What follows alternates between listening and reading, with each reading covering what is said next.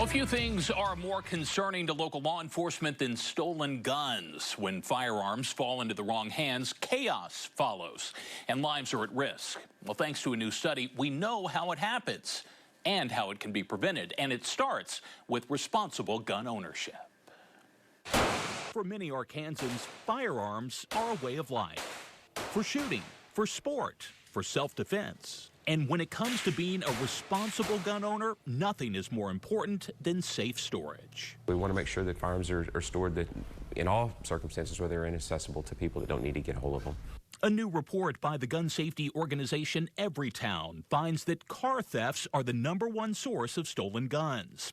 In fact, a gun is stolen from a car every 9 minutes in the U.S. And more often than not, the thief doesn't even know it's there. To them, they hit a pot of gold. Little Rock police officer Jonathan Tolentino tells Channel 7 News stolen guns pose a significant threat. They account for the majority of gun homicides and assaults. But having one stolen from your car, he says, can be avoided. Practice safe gun handling and storage of it. So, like I said, our best advice to you is just try not to leave it in the car ever if possible. Everytown study used the FBI's National Incident-Based Reporting System to rank 337 cities by the number of guns stolen from cars. Memphis topped the list with more than 3,000 in 2022. Little Rock ranked 22nd with 264. But that number was down from the previous year's 320 and from 2020's 274. Having it stored in a way that is both rapidly accessible but also secure and not, going to fall into the wrong hands is a really important thing. Nathan House owns Arkansas Armory in North Little Rock and is a concealed carry instructor.